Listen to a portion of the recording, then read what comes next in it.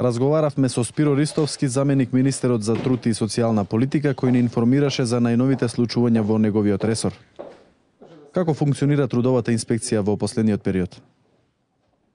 Државниот инспекторат за труд во последните неколку години, посебно во последните 2 години, значително ја има интензивирана својата теренска активност. Имено владата на Република Македонија на секоја втора седница, како предточка, има извештај за работата на инспекциите, посебно на трудовата и пазарната.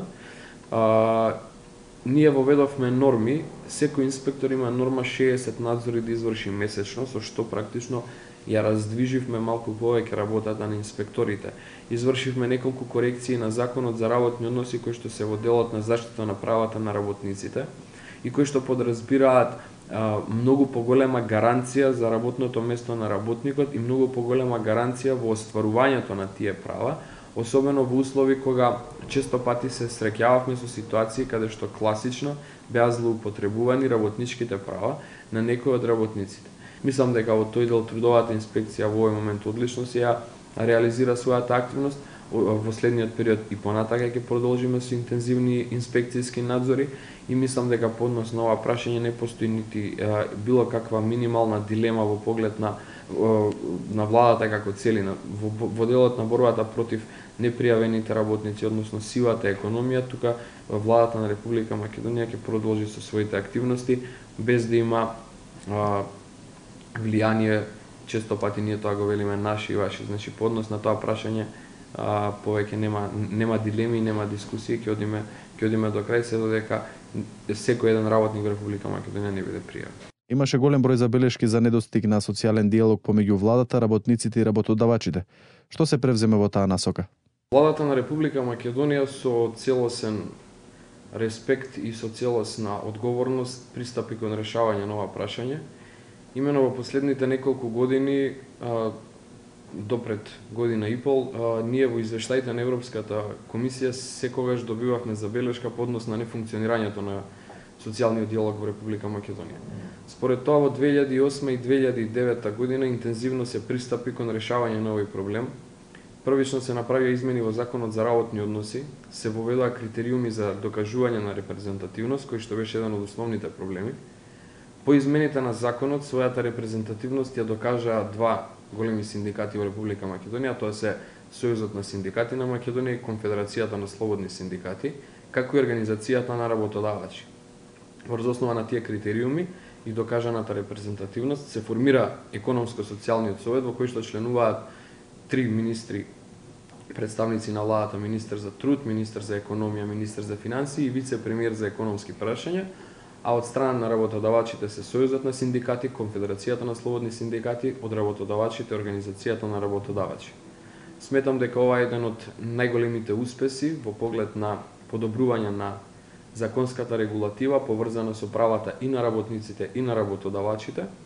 Сметаме дека со оваа реформа се постигна нешто кое што долги години во Република Македонија не функционираше, а тоа е на иста маса да седи владата, работниците и работодавачите и да се при тоа донесуваат, односно разговараат и коригираат законски решенија кои што ќе бидат од бенефит за сите учесници во тој социјален диалог. Имаше шпекулации во јавноста дека фондот за пензиско осигурување нема доволно средства за исплата на пензиите.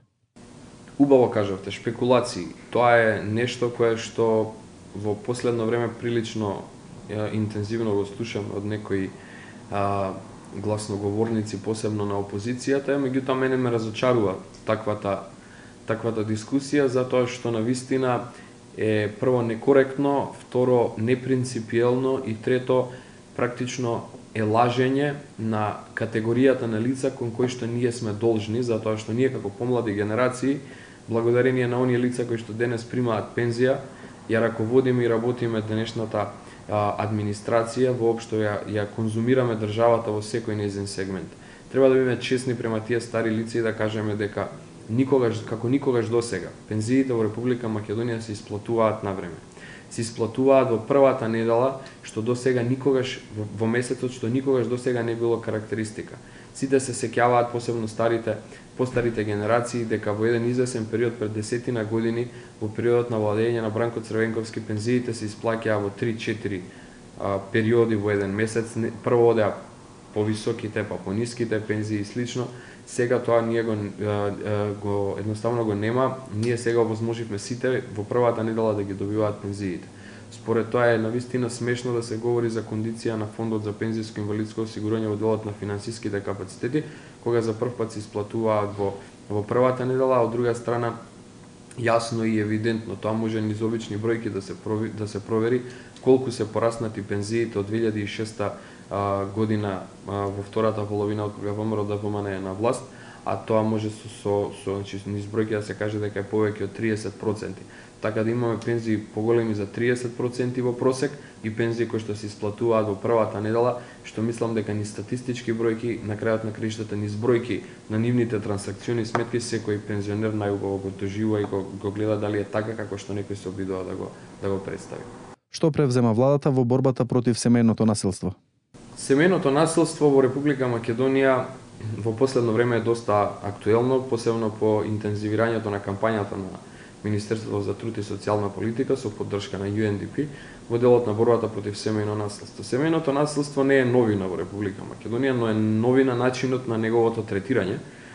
Именно досега можем со статистички податоци, по анализи да докажеме дека семејното насилство секогаш постоело, но за прв пат се говори јавно и се говори отворено за семејното насилство.